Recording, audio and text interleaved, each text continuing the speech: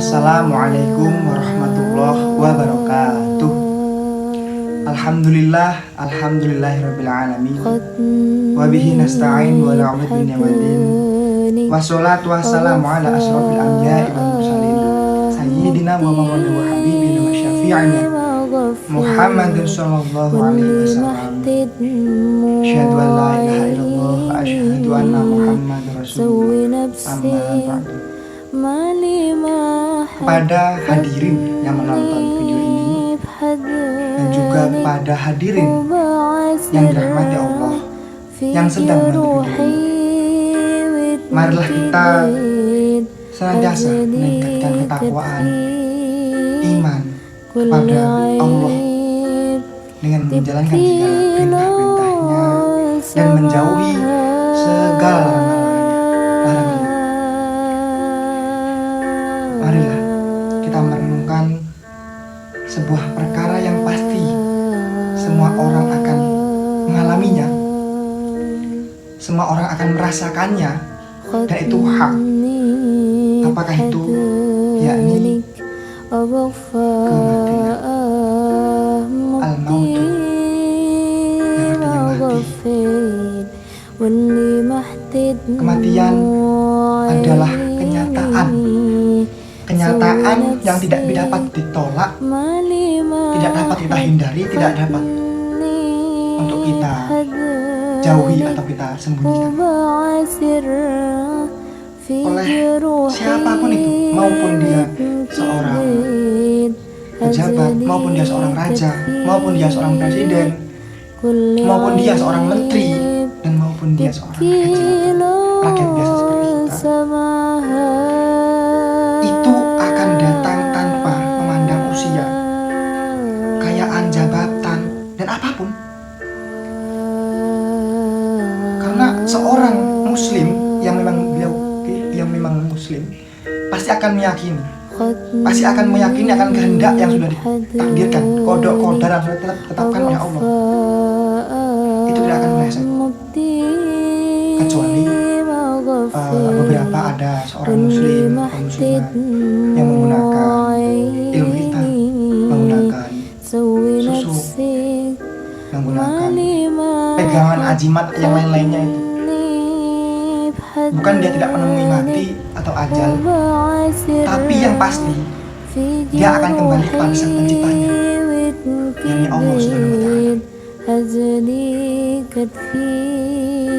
Sebagai pengingat agar kita memperbaiki diri, khususnya saya dan juga pada kalian semua, mari mempersiapkan bekal menuju kehidupan, menuju alam yang lebih indah, yang lebih kekal, yakni alam akhirat. Sesungguhnya Allah Subhanahu wa Ta'ala sudah menjelaskan, sudah menerangkan tentang kematian tersebut, yakni ada di surat Al-Ankabut ayat 57, yakni bunyinya kullu nafsin dha'iqatul maut tsumma ilaina turja'un, yang artinya setiap yang bernyawa akan merasakan mati, kemudian hanya kepada kami kamu dikembalikan, kita kembali kepada Ayat ini mengingatkan bahwa kematian adalah kepastian, hal yang sudah pasti, tidak dapat dihindari. Oke? Tidak dapat dihindari, sudah dijelaskan. Setelah kematian, setiap manusia seperti kita ini, saya, Anda, itu akan kembali kepada Allah, bukan kembali kepada tanah, kepada kayu, kepada batu, pada kamu. Tidak akan pernah abadi. Namun untuk menjadi persoalan bukanlah apakah kita akan mati atau tidak, melainkan bagaimana keadaan kita saat kematian itu datang. Keadaan kita saat kematian datang itu bagaimana? Nah, itulah yang disebutkan dalam Al-Quran. Apakah kita sedang berada dalam ketaatan atau dalam kemaksiatan? Itulah pertanyaan atau hal yang harus kita persiapkan sebelum kita menikmati. Rasulullah Shallallahu Alaihi Wasallam pernah bersabda, yakni aktsiru dzikra hadimin ladati, yang artinya perbanyaklah kita mengingat penghancur segala kenikmatan, yaitu satu, kematian. Hadis ini mengingatkan kita tentang kematian, bukan berarti hidup itu hanya ada dalam kesedihan. Justru dengan kita mengingat kematian, seseorang akan lebih berhati-hati dalam bertindak, lebih semangat dalam kita beribadah, dan juga lebih menghargai akan waktu yang diberikan oleh Allah SWT.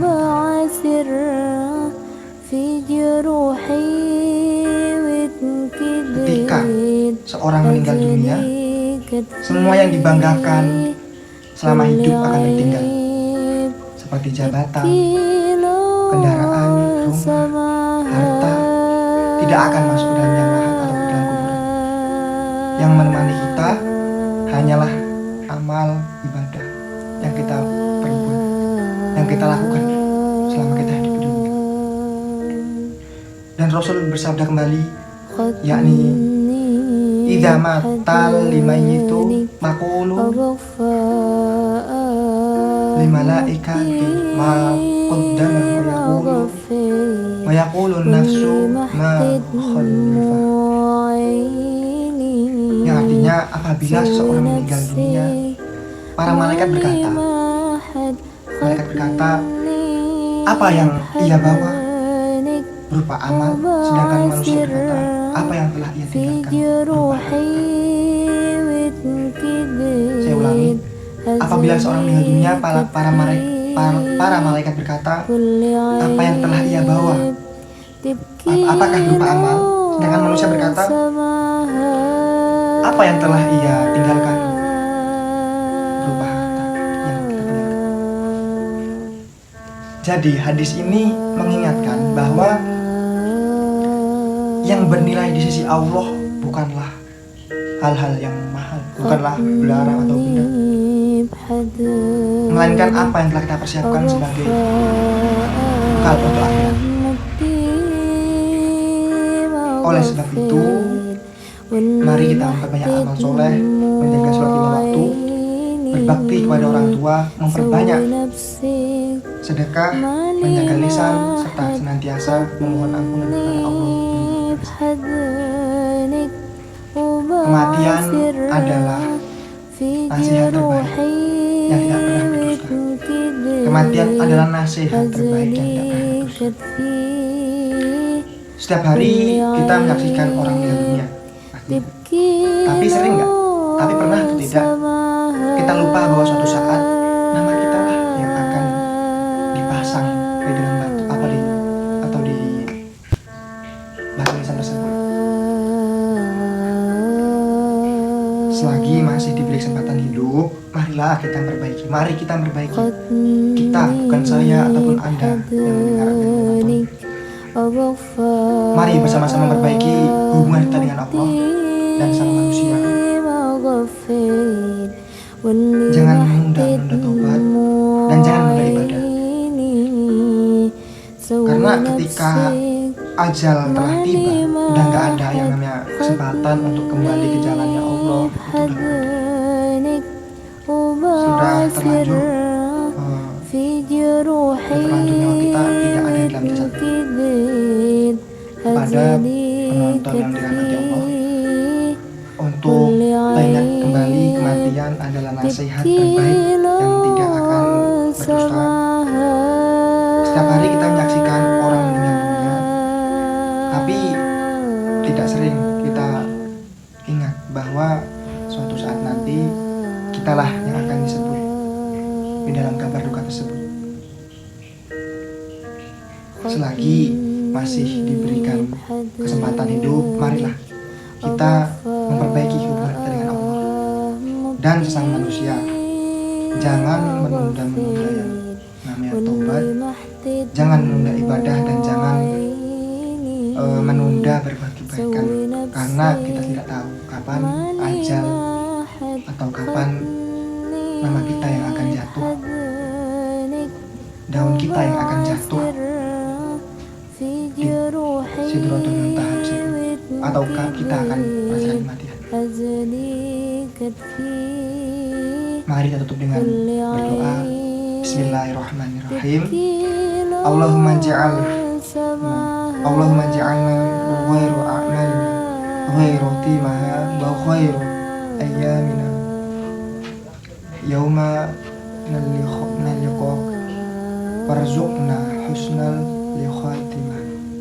Ya Allah, berikanlah sebaik-baik amal kami adalah penutupnya, sebaik-baik hari kami adalah hari ketika kami bertemu denganmu, dan anugerahkanlah kami kepada kami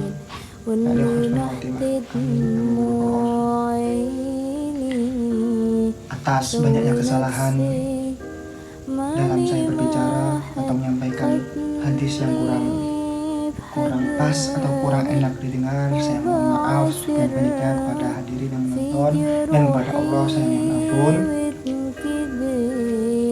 Billahi taufik wal hidayah.